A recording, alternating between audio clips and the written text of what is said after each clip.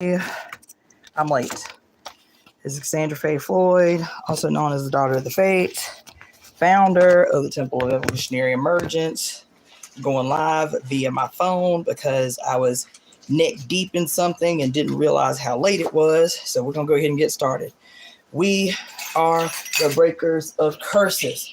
We are the casters of glorious conspiracies and the creators of the new world. I, Cassandra Faye Floyd, as a divine instrument of my mother's divine will, and as such, I am protected and guided by the sacred blood and water of my mother, Jacqueline Jeanette Cook's body. Her birthday was yesterday, by the way, that anointed my entry into this life. I am divine because she is divine. Mommy and I are one. I call all of our mothers to this moment. I call on they who govern everything, all time and space in between. She with 10,000 names. Today it is Oya, Yemaya, Oshun, Iami Ajay, Segmet, Kali, the divine architects of existence, usheresses of the new age. Mommy and I are one. I call upon all of the divine ancestors, the Ashe of every mother on earth, to break every curse ever cast upon the mother and her children, in all timelines and in every dimension. Mommy and I are one. We, the mother's divine children, conspire together today to forever bind those who have or would harm you, great mother. Mommy and I are one. We conspire together today to destroy everything and everyone in every timeline and dimension that has caused suffering and despair. Mommy and I are one. Today, we embody the sacred and divine power of our mothers. Today, we the tree, we the weavers rewrite all time. Today, we the tree, we the weavers rewrite the book of life. Today, we, our mother's children, call the winds of change. We conjure the primordial dark. We summon the sacred serpent deep from within the earth. We subdue the rogue sun. We control the light. We heal the harm. We embolden the fearful. We instill courageous action. Today, we are staging a global evolution as is our mother's divine will. Mommy and I are one. We, the architects of the new age, now create the institutions, the new traditions, the new cultures, the new ways of being. We ecstatically welcome the radical destruction of all institutions of hate and harm erected by the godheads of war. Mommy and I are one. We have the power. We have the voice. We are the portals of change. Now we employ our sacred breath and we give life and sacred blood to this conspiracy. Mommy and I are one. We command, come the wind, come the storm, come the lightning, capture and judge all godheads of war and all betrayers of the mother's divine will. Bring their confusion and war to an immediate end. Scatter them to oblivion, never to be resurrected. We are the fates. We are the furies. We are the Iami Ajay. We are the disseminators of divine time, divine retribution, and divine rectification and evolutionary justice. Mommy and I are one. We are the restorers of heaven on earth. Under the mother's divine reign, we wake the sacred serpent from her sleep to assist us in this sacred assignment. Mommy and I are one. Love unlimited is our birthright. Harmony is our birthright. Ecstasy is our birthright. Pleasure is our birthright. Freedom is our birthright. This is her divine will. We are the divine executors of her will. We speak her will into the now to reverberate throughout all time, all space, and all dimensions. It is certainly as we say, forever and ever. Mommy and I are one. Mommy and I are one. Mommy and I are one. I ain't gonna stay on long. I am neck deep in a million projects that I'm going back and forth in. But I want to say, happy, exciting, ecstatic Leo season. If you, and I am sure that you are, if you are like me, then the last 24 hours have been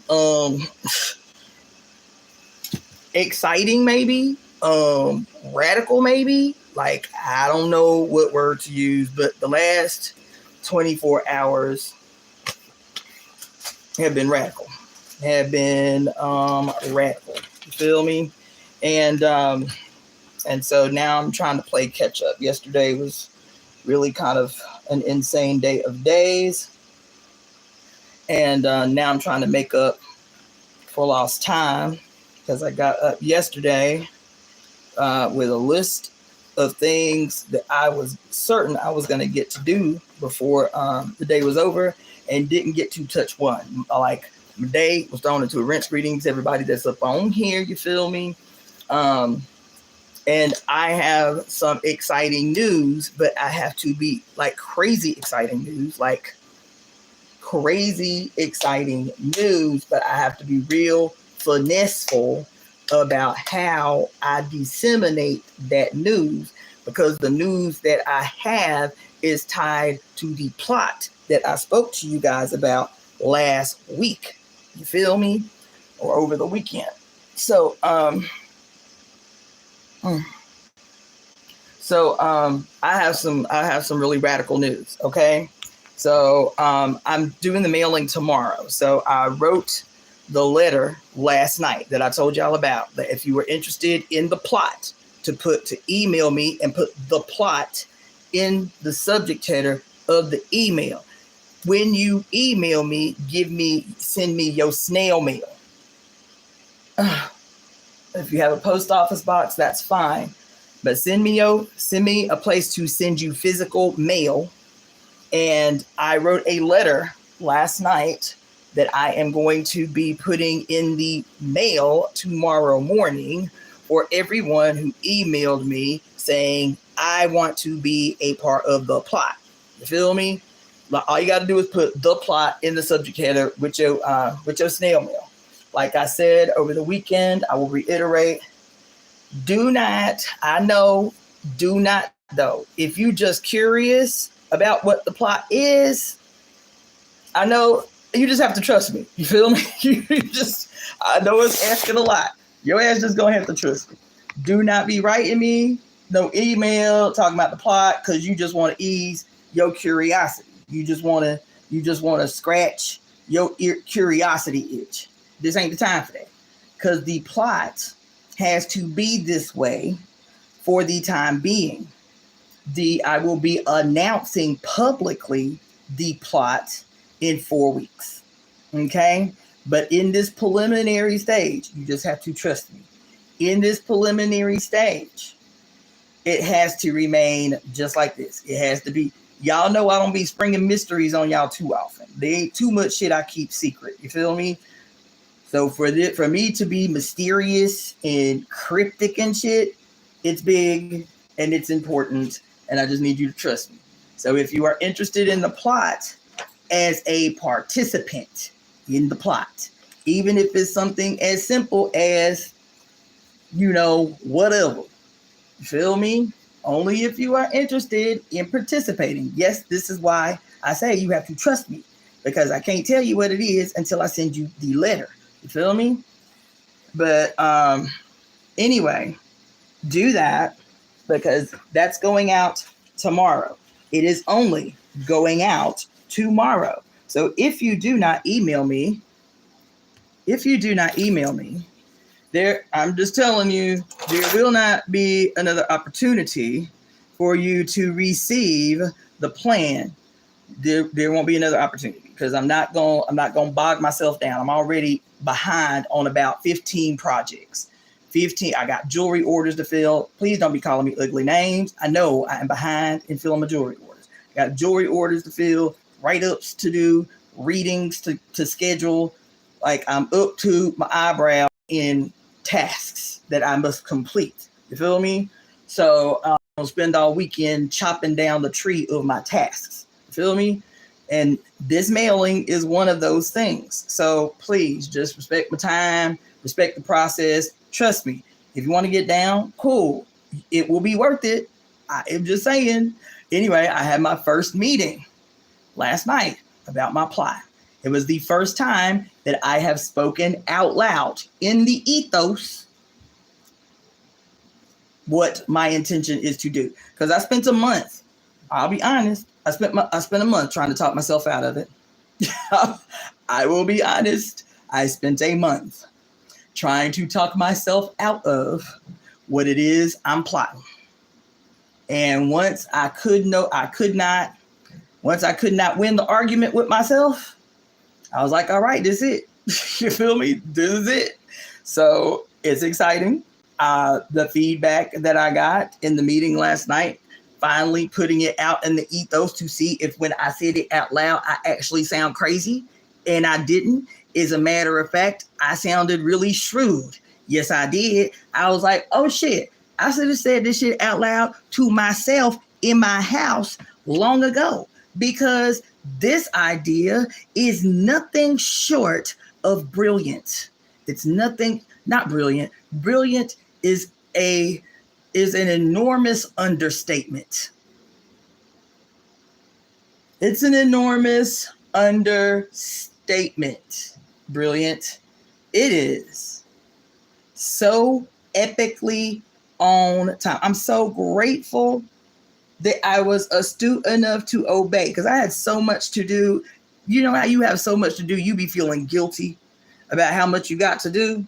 You be feeling guilty and overwhelmed by how much you got to do. It's so mountainous. You're like, damn, where do I even begin? Like that. I was like that last night. And so I started not to have this meeting. I started to cancel it. But I was like, nah, that was my new moon ceremony, was this meeting yesterday, because it was so on time, and I needed the confidence of confirmation. I needed the confidence of confirmation. I really, really did. Because again, I had just been marinating, stewing, you feel me? Just marinating in the idea. Because as soon as it came down like a boulder on my soul, child. It came down like a ton of bricks. It was undeniable in the moment that it came down. It was. But you know how Virgos be. Virgos with Capricorn moons and shit. We be obsessing over the dotting of I's and the crossing of T's. And we go over it 15, 20, 11 times. You feel me? And so I've been up in here debating with myself about this idea, and is it insane? But I've been debating in my head. I haven't even been speaking it out loud here up in my house. You feel me? Debating. This is crazy. No, it's not. This is insane. No, it's not. You feel me? Like, I've been up here going through it. And I'll be honest, the idea came in the most absolutely unexpected way. But even the way it came, I was like, oh my God, this is for me. This is about me. This is about what I'm trying to build, right? Because it came down on me on last month's new moon, at a new moon gathering. And the way it came through was, I was like, whoa, listen, whole full body experience. And so since then, which has been a whole month, almost a month and a half, I've been obsessing, trying to talk myself out of it, trying to weigh the pros and cons. Am I crazy? Am I a lunatic? Do.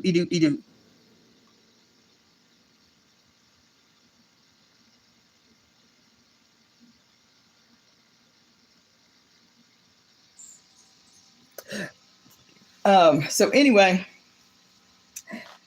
yeah. So yesterday I had the meeting, and I was rejuvenated by that meeting. Yes, I was. I was rejuvenated. I was rejuvenated. Yes, I was. As a matter of fact, you can tell, because I got up today. I didn't sleep at all. I didn't leave the meeting until midnight-ish. Then I got home and I was tired for a little while, but I was like, damn, I don't want to be tired. I got stuff to do, but I was tired. And so I went to sleep for about 2-3 hours. And then I had a dream. I told y'all my dreams have been next level the last few days. I haven't even talked to y'all, as a matter of fact, in a couple of days. I dreamed I was murdered the night before last. I dreamed I was murdered.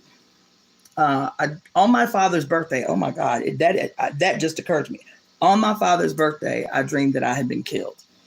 That I didn't even realize it was my father's birthday until just now. But yesterday was my mom's birthday, and so my dad's birthday is the day before. But I told you my dad was murdered.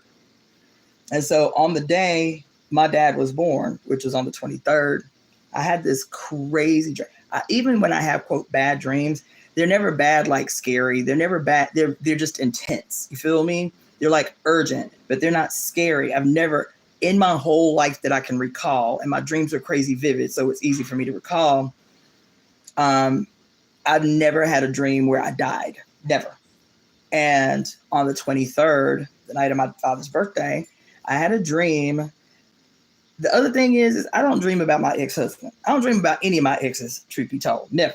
Ever, ever, ever. Like once it's done, it's done. I'm like done. You feel me? And I had a dream about my ex-husband. And I haven't thought about him. I damn sure haven't dreamed about him at all. And we've been separated a long ass time, y'all. We got separated in 2012. You feel me? And I had a dream that he came back to the States. He doesn't live in the States. I dreamed that he came back to the States, and all random, like he called me and was like, there were some things that we left unsaid or whatever. And I want to want to know if you'd be willing to, to meet with me. I'd like to talk to you before I leave the country again. I was like, all right, you feel me? And we met at a public place, like outside at it looked like a coffee shop or something like that. Long story short, y'all, something happened. I get a call while we're in this conversation that I didn't like how the conversation was going anyway. It wasn't like, we weren't arguing or anything but I was like, why? This what you want to talk? Like, why are we talking? You feel me? And I got saved by the bell. In my mind, I'm in this dream. I get a phone call and it was actually urgent. And I was like, yo, I hate to do this. Maybe we can finish it up before you leave, but this is unavoidable. I got to go. He was like, that's fine. Go. Right. So I get up and there's a park across the street with like a rec park, like a recreation park. It's got like a baseball field and a basketball court and like a playground and like a tent. It's like one of those rec parks. And I walk through the rec park because it's the shortest direction to get to wherever it is I'm going that I heard on the phone. And then on the other side of the park, there's like a little, you can actually see through it. It's a little wooded area that you have to kind of cross to get to the street. So I cut through the wooded area, not thinking about anything, cut through the wooded area to get to the other side. And before I cleared the woods, it felt like I got hit in my shoulder. And so what I felt first was like the impact, right? And I was like, what the fuck? Right. And I fell to my knees.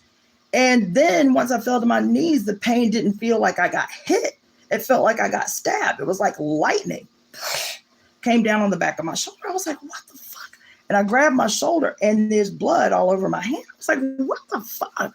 And I look back, I'm on my hands and knees, and I look back like this, and he's got a knife and he's coming down again on my back. And he just starts, and he turns me over and mounts me, like straddles me, and proceeds to stab me in the chest. By this time, I'm still alive, but I'm like witnessing myself be murdered, right? So I'm alive, I'm screaming, trying to fight him off, and I'm witnessing myself be murdered. And while I am like outside my body, witnessing myself be murdered, I see my spirit. I'm out here, and I see my spirit raise up out of my body and like go into heaven. And I'm like, what the fuck? So I don't know what version of me was like observing the whole thing, because it wasn't just I was observing myself being murdered and it was like I was already dead. I'm sitting here watching myself on the ground, like trying to get licks off and shit. So I'm alive. This dude is on top of me, like in a rage, like his eyes are completely dead, like he is wild. And then I am looking at myself in this scenario thinking like, what the fuck? What can I do? What can I do? And then I see my soul come out of my body and like go that way. And I'm like, and then that's how I woke up. And I pondered that dream. I know that's intense. I'll never tell y'all no intense ass shit like that, but that shit was shocking. And it was shocking and it was radical. And I've never had an experience like that. And so let's see. Hold on just a second.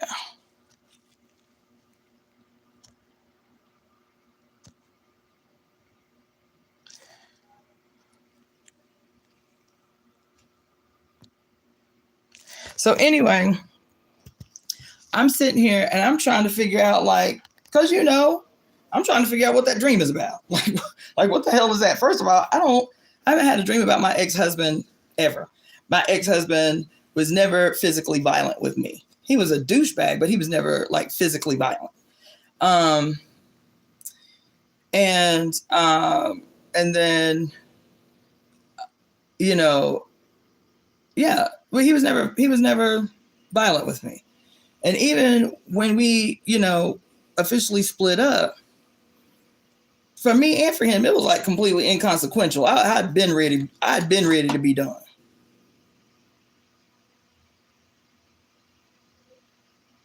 I'd been ready to be done. You feel me? And he got remarried literally like 3 months later. You feel me? And so the next day, which was yesterday, it was weird. I've been in this house not talking to anybody for days and days and days, except y'all. Like literally, nobody has called. I have called nobody. Like my mouth has not opened unless I'm talking to the cats or talking to y'all for like days and days and days. You feel me? Yesterday, everybody wanted to talk. Everybody called. Like everybody called. My daughter and I talked yesterday morning. We had the longest conversation I think we have had since she left California. And that was 4 years ago that she left California, 4 years ago, something like that. I think that's the longest conversation. We talked for 3 hours yesterday. Part of that, because my daughter, is at that age where she is obviously, because she's got kids that are getting bigger and, so she's a lot more politically aware than, she ever has been. Yes, she grew up in the movement. Yes, she grew up surrounded by the practice of Ifa, but I never imposed on her. If there was a meeting or demonstration and she didn't want to go, I was very conscious about that. My childhood ideology and quote religion were imposed on me. And so that was the commitment that I made to myself, that I would not impose. I would expose her to, but I would not impose her. I would not impose on her. And so I never imposed, on her or my stepchildren. I would say, look, this is what we're about to do. It would be great if you come, but you got 20 minutes to make a decision or whatever, right? But now more and more, she is sending me videos. She's asking me questions. What do you think about this? Like we even had like a little back and forth yesterday because she's young. You feel me? She's a millennial. And so unfortunately, I'm going to go back outside and finish what I was doing and talk to y'all still. But unfortunately, the propaganda that exists being wielded by the state is extremely effective. It is extremely engaging. And that propaganda partnered with the fact that there is deliberate, Okay, how about now, you guys? Hello, what about now? Hello, what about now?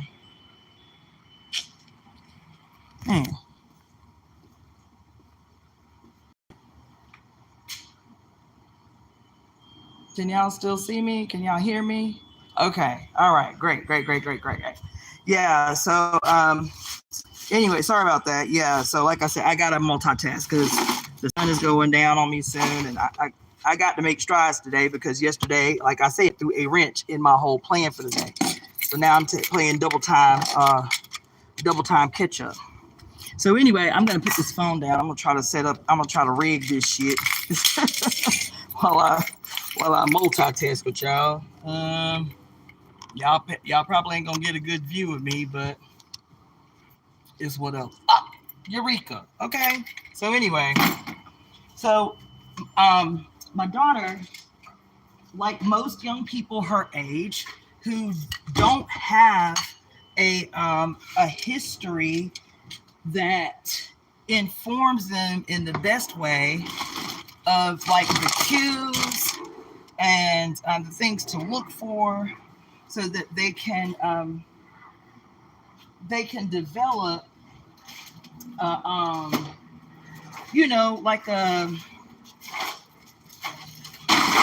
what's the word I'm looking for? So that they can develop like an informed opinion about what they're looking at, especially when it comes to politicians, making speeches and making promises.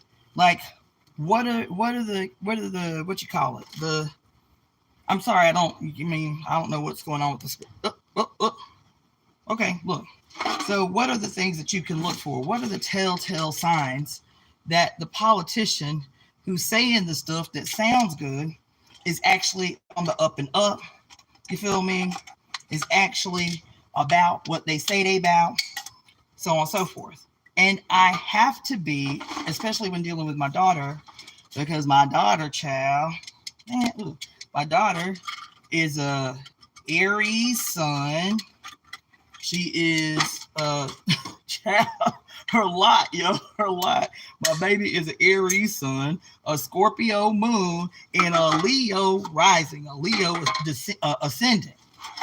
You heard what I said? My baby is a Aries sun, a Scorpio moon, and a Leo rising. You feel me?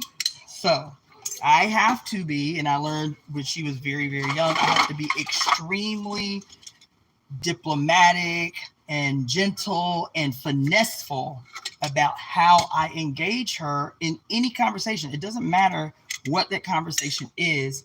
She is easily offended. She easily takes things personally. Like, even if I disagree, that it's a personal disagreement. And so I always am very excited when she starts to ask me questions about politics, but I still have to be really finesseful about how I approach what I'm going to tell her or how I'm going to respond, right? So yesterday, she was hyped because, she has been a fan of AOC. And I have been trying to tell her for some time, since Bernie was still running. I've been trying to tell my baby, I know, because I think there was like a documentary that came out about AOC, and my daughter was really hyped. Like, Mom, she sounds like she really about that life. And then there's, I guess, some new black guy. Y'all know I ain't keeping up with these current politics. You feel me? So apparently there's some progressive black guy that she really likes somewhere to hell, I don't know. And then the Arab dude, the Muslim dude who is in New York that is all over the news lately, and Bush is talking about we need to have his ass deported or whatever, right? So she she excited because she sees these three people as like this glimmer of hope in a world that appears to be coming apart at the seams. And again, like with y'all, I can be blood raw. You feel me? With my baby, she not only is she easily offended, she is in freaking Florida by herself raising two children. Let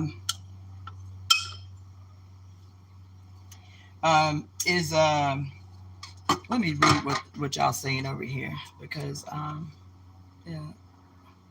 my dream book says getting stabbed is about getting through or becoming understood by someone. Also, make sure this assault isn't for someone you know. Well, I appreciate that insight, actually, because I'd kind of obsessed about it, and the only reason I even got on the story about my daughter is because she mentioned something about dreams yesterday. I was getting to that, but y'all know I always take the long scenic route to get to a point. Anyway, so as I'm having this conversation with my daughter about AOC, and she's like, Mom, what you think about AOC? Because I wasn't gonna offer my opinion, because my daughter, rightfully so, is looking for glimmers of hope in a sea of madness that is very concerning for a young single mother raising two children in the state of Florida. You feel me? I was like, baby, because y'all know my position. Y'all know my position. I don't care how flowery, how tough, how seemingly opposed, how good a person is. I don't care. They can have all the great intentions in the world. They can. They can start off great human beings with great levels of integrity and great intentions. Does that matter? Does that matter? Does that matter? Why would I ask that question? Because the state is what the state is. Its objectives always remain. Its objectives always remain. And so while, yeah, there may be some colonized person, some marginalized person, some tough talking, this and that, and such who go up in the fray really thinking they about to change the system from inside the system. And what they don't realize is they ain't changing the system from within the system. They are a little baby gazelle who, instead of running for their life, is running as fast as they can into the open mouth of a monstrous beast. That's all. That's all. Now, I hate to rain on people parade, but y'all grown folks. I can't talk to my daughter like that. You feel me? I can't talk to my baby like that. But these, quote, glimmers of hope that she sees in these well-intentioned, young, enthusiastic, charismatic people who gonna, quote, fight the power, who gonna, quote, fight the system from with. Oh, we got Ireland in the house. Lucy, I might need to know you, girl, because Ireland is one of my top 10 places on earth to go. I have been obsessed with Ireland since I was a child. I have several friends in Ireland who keep asking me. They've been asking me for a long time, when you bringing your ass to Ireland? Like, bitch, I got a couch for you to sleep on. 2 guys I went to college with, they love me. I love them. Feel me? And like, when you coming to Ireland? Like, you keep threatening you gonna come to Ireland. So, Lucy, thank you so much for tuning in from Ireland. I love that. That's awesome.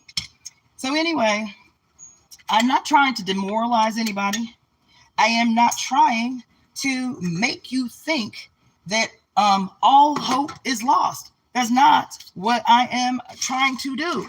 What I'm trying to teach you all the time, what I am trying to teach you is, I'm trying to teach you a lot, actually. I know that. Well, it's all still related. What I'm trying to teach you is what I'm trying not only to teach you, what I'm trying to demonstrate. Hence the plot, you guys. What I'm trying to demonstrate is that this is the most monumental period in known human history. That, you know how the really extra spiritual people are always talking about, like, you know, I trust that the universe is conspiring on my behalf. You know, let me tell you something.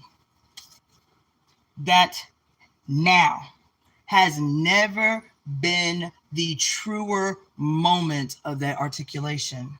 Right this moment, everything that we have walked through since the year 2020, do you understand? That statement has never been truer, at least for the last 25,000 years. Every single thing in the sky, every single animal on the earth, every single, quote, catastrophic event on earth is singing the same song. Everything that's happening is a song being sung. And unfortunately, we trust someone else's narrative. So we think that the song is a song of lament and woe. Yes, we do. We think the song is a song of lament and woe. We think the song is a song of lament and woe. It is so difficult for us to conceptualize that the song that is being sung by every creature on earth, by every star in the goddamn universe, by every planet in our solar system, by everything that we are witnessing, the song is the same, baby. And you want to know what the song is? The song is a song of ecstasy. Yes, it is. The song is a song of rejoicing. I'm trying to tell you, the song is a song of rejoicing. Everything and everyone and every entity all around us sees what we still don't have the ability to see, can feel in themselves that which we are not yet ready to see and feel. They're like, oh my God, we're almost there. These bitches gonna do it. Yes, they see. And that is why this statement about, the universe is conspiring on my behalf, honey, that shit is true today. That shit is true today. And it ain't gonna take a lot, y'all. I promise it's not.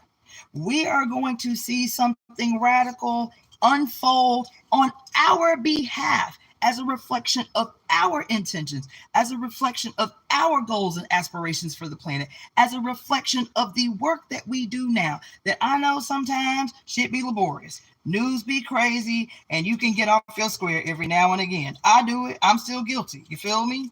Like I had to run up these stairs. I was like, am I just going to take another day off today? I was like, hell no, I'm not going to take another day off today. Let me go my ass upstairs and read this conspiracy out loud with the homies so we can make this shit pop. You feel me? And so this is the small work that we are called to do right now. Of course, there is going to be bigger work that we are called to do. But right now, this is the most effortless and actually some of the most powerful work that we can do, is to speak this conspiracy out into the air, out into the ethos as often as we can, because August 25th is also fastly approaching. And August 25th is when we are going to round out, we are going to close out this part of the ritual, which is the conspiracy, the global conspiracy to right all wrongs, the global conspiracy to right all wrongs. Now, let me get back to this AOC thing, this conversation with my daughter, wrap that up. Okay, so my daughter and I are talking, I'm telling the baby, you just have to be a lot more mindful. I was like, because at this stage in the game, even if AOC started out with good intentions, even if she is making really great speeches right now, I said, it's ironic that you would ask me about her today when this morning I just saw this speech that she had made, and it was like, finally, after all this time, admitting that what is happening in Palestine is a genocide, right? So that's what she's saying out of her mouth, the this and this and this and this and this. But at the same time that she is saying that, the very next day, in a closed door session, she signed off on the continuation of arming Israel.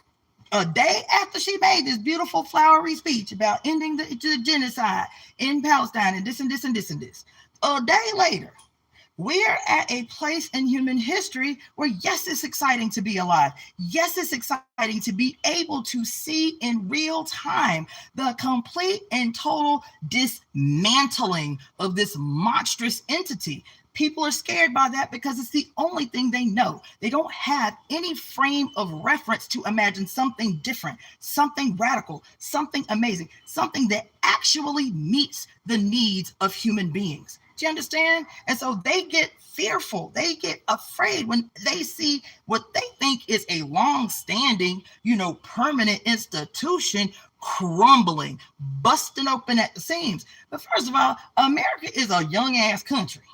America is a young-ass country. You feel me? Young. And so this joint ain't old. In the same way that the indigenous people were watching in real time these few people come over here and multiply and multiply and multiply, and watching the stability of the societies that they had constructed be dismantled in real time, and they could see in real time the coming of the end of the world.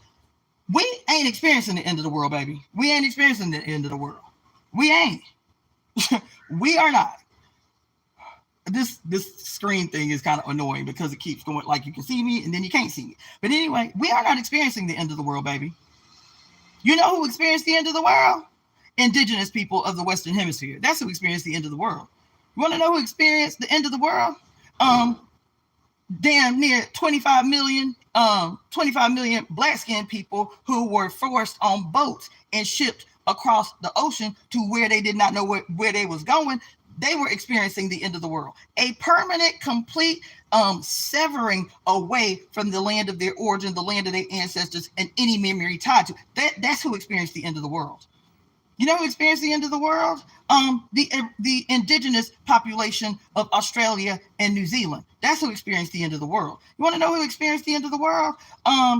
People in Asia, and people in the Philippines, and people in the Pacific Islands, and people all over the whole of the globe. That's who experienced the end of the world. We ain't experiencing the end of the world. We ain't experiencing the end of the world. What we're witnessing, if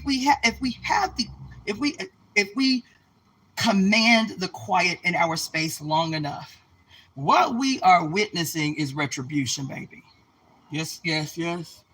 I keep telling y'all over and over again about this elder that was my mentor when I was in the African People's Socialist Party. And she was brilliant. And greetings, hammer time. I'm new here. But this elder, there's several quotes that I tell y'all about from her all the time.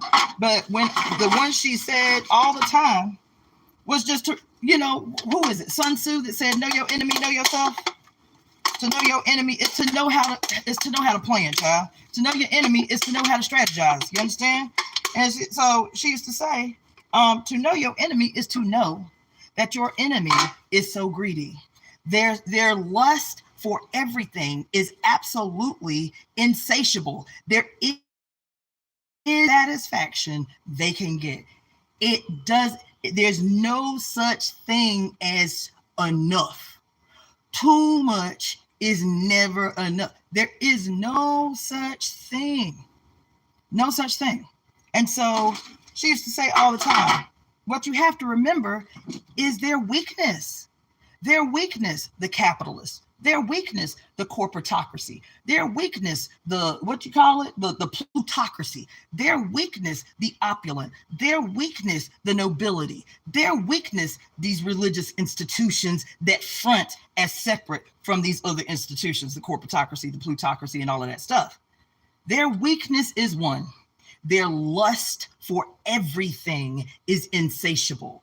There is no way to satiate their lust. They are mad with lust. They are mad with power. They are drunk to the brink. They already been insane. They are drunk to sheer madness. There is no cure for their madness at this point. And that is their weakness. That is their weakness. Is their insatiable lust, their insatiable appetite. That is the weakness. And she used to say all the time, you have to remember, because it informs how you plan, how you strategize, how you move, how you organize. Remember about your opposition, that they are so greedy that they will sell you the rope that you will hang them with. Your enemy is so greedy. He will sell you the rope that he knows you about to hang him with. Do you understand? So when you look through the world, try to look through that frame of reference. Try to witness the world through a frame of reference where what is happening, no matter how catastrophic it is being presented to you and forced upon you, no matter how catastrophic it is, try to look at it from a frame of reference. Like if I recognize that these people are so greedy that it's insane that they will sell me the rope to hang them with, how am I witnessing this? How am I witnessing this? Like these things that are being put in front of us to make us fearful, if I can take a step back and witness them through that worldview, through that understanding, how does that show itself to me? How does that reveal itself to me? Oh, they doing my work for me. That's how I'm seeing it. Oh, look at this. They doing their work. They doing my work for me. What do I mean when I say that? What do I mean? What do I mean? You should have came here on time, bro. You feel me? What do I mean when I say this is what I am witnessing? They are doing my work for me. Thank you, Java Watson, for the donation, darling. Thank you, Java Watson. Oh, shit. I might not be able to put like emojis because I'm messing up my my little rig. You feel me? What do I mean when I say that? Because y'all still, and it's okay. It's not a judgment. It's just to say that we have not en masse been able or have been given any other alternative narrative that helps us to understand that we will actually be all right if we make a break with this system. If we make a break with this system, we will actually be all right. Because everything that we learned about the world, everything that we've heard about our circumstances and how fortunate we are that we were born in the great United States of America is so deeply ingrained in our flesh and in our spirit and in our consciousness. That at the end of the day, it becomes really, really, really difficult to conceptualize something new. But what I want to encourage you so we're right now in the 2020s, right? And what I want to encourage you of, and I told you I'm gonna be talking about a lot. As soon as we hit August 1st, every day I'm gonna be putting historical facts down on y'all about the significance of the month of August, of the Leo season, and how in political life and in social life and in history and in all of these ways, culturally, how this month, the Leo season, is always, and once we start to be able to like bring these strings together, these threads of the web together to be able to see, oh, the reason that August has been coined Black August. I was trying to change the position so maybe I could do it like this. I was trying to rig my setup because I'm outside because I'm trying to multitask. I got work to complete. You feel me? And I'm on a self-imposed deadline, and so I'm trying to multitask, y'all. But anyway, shit. What was I saying? Fuck. Oh, the reason now, because I see all the threads, I don't just see one thread, I don't see just two threads, I see all the threads and how they're interlaced, how they're intertwined, what the tapestry is that they are making up. I'm like, okay, now I can see why August became Black August, because there was a tradition, there was a history, not planned, not plotted. It just naturally unfolded because of our relationship to the heavens, our relationship to the stars, and what this season, the lion in the sky, the Leo, the lion in the sky, teaches us about people born in Leo season and what their potential is in terms of the fulfillment of their destiny, about what the potential is in general during the Leo season. You feel me? That all of these things begin to explain like why the Haitian Revolution was at its peak in August, why the Underground Railroad was started in August, why there are several magnanimous successful revolutionary movements that kicked off in August, why Marcus Mosiah Garvey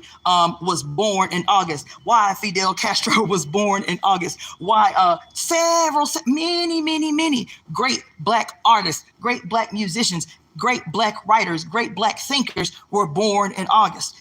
It is because we separated from a knowledge of our own personal science, which is astrology. We never could make the connection as strict Black nationalists who were also socialist, dialectical materialists. We didn't fuck with the stars, you feel me? That's some woo-woo shit over there. And so we never, as quote, dialectical materialists, as historical scientists, could never make the connection for why not only observing the historical tradition of revolutionary action that always seemed to jump off and magnify times 100 during the month of August, but it also teaches us something about how to organize and strategize our life and our own personal actions within revolutionary movement to also peak in the month of August. So when I talked to y'all earlier, I can't stand like this. So I know I'm pretty, but y'all gonna have to see a dark version of me because there is no other way or place that I can rig my setup. Okay, so busy. Let's see if I can Yeah, this is shit. This is. And so for those of you who are just coming up on here, I started by saying that I am plotting and scheming on something, and I told you I debated for a long, long time. Okay, so you ain't gonna say nothing to me that I have not already said to myself about this plot that I'm scheming on. Okay, so I'm just trying to give y'all the heads up, because when I make the announcement, I'm telling you what your response is going to be. I can tell you verbatim what your response is going to be. You are going to be like, oh my God, this bitch is crazy, but this is radical. Yes, right now for this moment, this is the thing. This is the most insane thing, but God damn it, yes, I can see exactly why it has to happen. It's like that. It's like that. And so I'm prepping you, because like I said, I can't make the announcement public for some time. I have to be really strategic about when I make this announcement public. I do live in Los Angeles, you understand? So I have to be really strategic because it's big. And then the other thing I will say is that's whether you directly participate in what I have planned or not, regardless of what is going on with the Temple of Evolutionary Emergence, this opportunity is a magnanimous one this month of August, this Leo season, as we, for the first time in known human history, are moving through a period of time where all of the outer planets have moved in the same,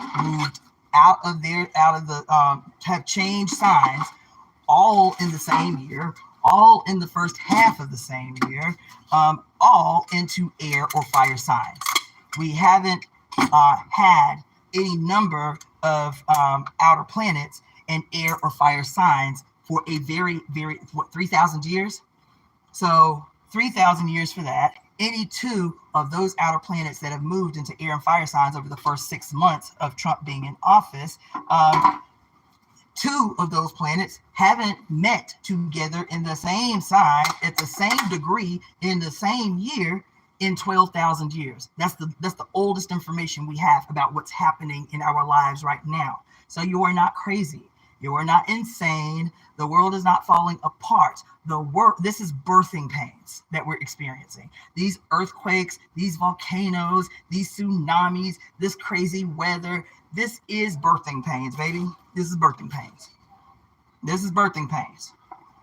You feel me? And the birthing pains are necessary for the new to emerge. It's painful. It's uncomfortable, especially if it's been your first pregnancy. You don't even have a frame of reference. You're like, oh my God, knock me out. I didn't know it's going to be this bad. Oh my God. But you're still excited. You still hype because you are about to meet this creation that you just gave life to. And even as you are in pain, you are hella hype. That's how we have to see this moment. Even as you might be in pain, you are ecstatic. You are hella hype. You were like, oh my God, I'm going to meet my baby. I did this. I am woman, hear me roar. I did this. I created a whole human out of my body and gave them their own personal destiny and all of that. This is awesome. Oh my God, I heard though. You know what I'm saying? Yes, this is the period. This is the period. So if there was ever a period in human history where every single solitary entity and energy in the known cosmos was rooting for us, rooting for what is to unfold on Earth, that is this period. I'm telling you, it's just that big. It's just that big. And because it's happening in these fire and air signs, man, this shit is so magnanimous. Because it's happening in these fire and air signs, that long, slow, painful, laborious walk to freedom that we experience, This ain't it, boo. Radical, magnanimous, humongous, major, game-changing, permanently transformative transformations are going to be unfolding in front of our face. And are you ready? Can you be excited as if you are the mother giving birth to a whole new human with a whole new destiny that you have been charged to secure? You've been charged to secure that destiny, to protect that destiny, to feed that destiny, to hype up that destiny, to say, you can do it, baby, walk. You can do it, baby. To be hyped and excited about this thing you are giving birth to instead of being like, oh my God, what am I going to do? I'm so scared. That's why doctors had to take over birth. That's why men had to take over birth.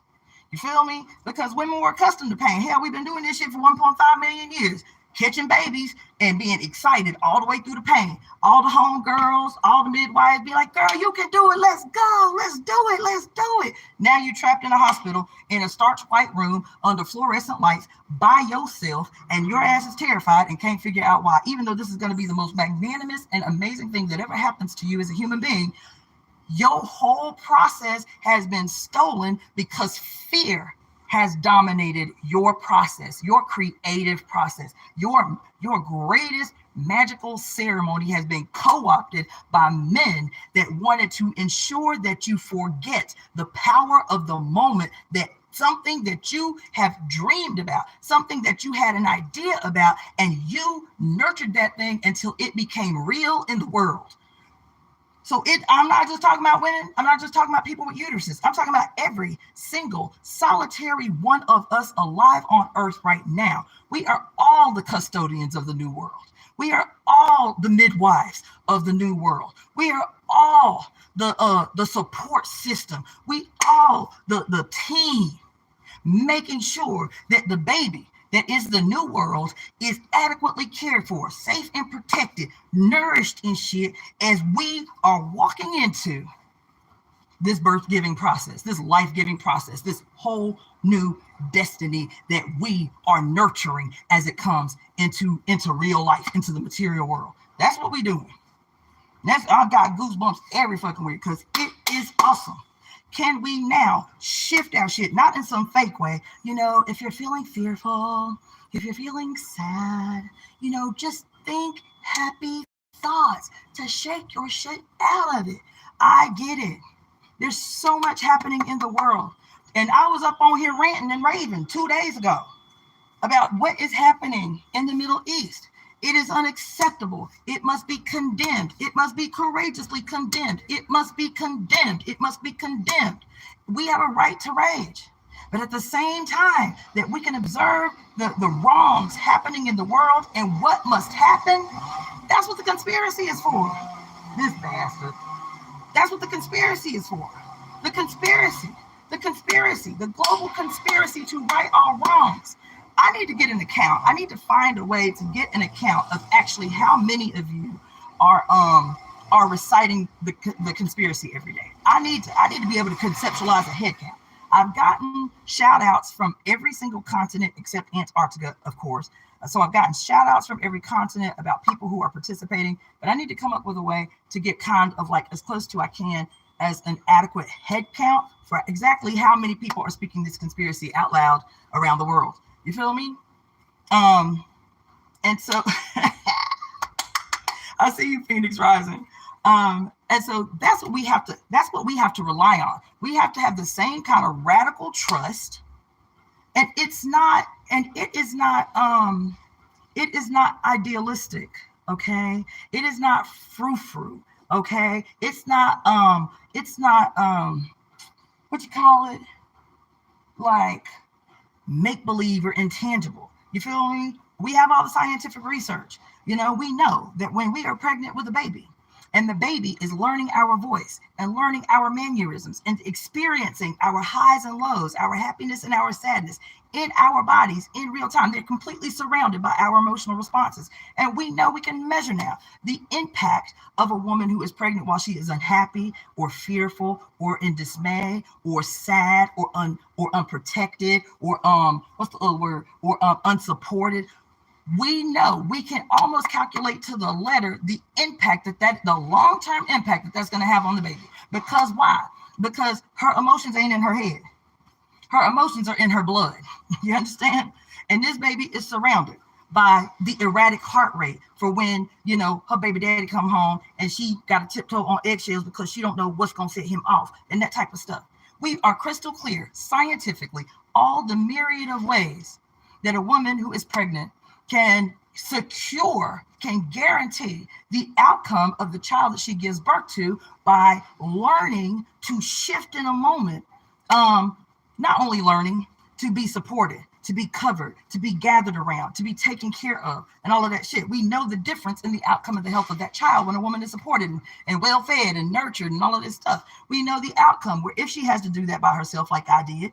I remember being 19 years old and making a clear decision the day the father of my child said that if I kept the child, he did not want anything else to do with me. And I remember that day is clear, and I ain't know nothing about spirituality or nothing. I remember as clear as day, this voice in my head said, you got two options. You can have an extraordinary time. You can have fun. You can do everything you want to do and make sure you have a happy baby, or you can obsess and be miserable and have a miserable baby that you then have to take care of. I had just started college. I was only 2 weeks in school when I found out I was pregnant. I got pregnant at home, didn't know I was home, went to college on a full scholarship, y'all, on a full music scholarship, and found out 2 weeks after I got to school, everything paid for, dorm, food, everything, full ride. Got to college and found out I was knocked the fuck up. You understand? And I remember like, oh my God, right? And I remember this voice saying that you got two options. Now that you've made the decision, you keeping the baby, you got two options. You can have an awesome time while you're here. You can do all the things and have a great time and have a great, happy baby. Or you can drop out and be miserable and be sad and be obsessing about some shit you cannot change and have a miserable, sad baby. And so, baby, when I was only in school for the period of time that it took me to get big and giant and pregnant, and then I finally dropped out of school and went home to have my baby. So I was in school about 8 months. I was very newly pregnant. And baby, I was majoring in music because that was what the scholarship was for. So I was like, fuck it, I ain't taking They was like, on the scholarship, you have to take at least one academic class a semester, a quarter, right? I was like, fine. So I took one academic class a semester. I was here, I think, 3 semesters. I took one academic class a semester, one. And then I was going full time. And every other class I took, because I knew I was going to have to quit. Every other class I took was some bullshit. Everything I ever wanted, I took pottery, I took belly dancing, I took folk dance. I took multiple instruments. I was taking good classical guitar and classical piano. I was singing in the jazz ensemble. I was playing 2 different saxophones in the wind quartet, in the jazz quartet. I was going out every weekend, every night of every weekend, big as hell. We was going to this bar called Bell Bottoms. It was a 1970s disco retro club. We would get retroed out, how you do it, in our bell bottoms and afro wigs, and we would go and cut the whole ass clown. Every week I danced every day while I was in school. Every day while I was pregnant, I danced. Every day. My daughter was hearing me play the saxophone or the guitar or the piano or singing all day, every day, literally 6 hours a day. Then I was playing baritone sax with this white guy named August. And he was like, we were like night and day, child. He was like 6'3", pure snow white. He had the whitest skin and the jet blackest hair and the brightest blue eyes, and his hair was all the way down his back. And I was bald headed and big and pregnant. And we played like a little duo at this little club in town for the college kids. And we would play old obscure songs like PJ Harvey and what's his name, Nick Cave and the Bad Seeds, and songs from Morphine and all of that shit, right? He played the accordion. I played the baritone sax. It was wild, I know. But anyway, I knew. And when I tell you Morgan was the best baby, oh my God, she was just the best baby. She slept all night. She laughed all the time. She was just the best. She was fun.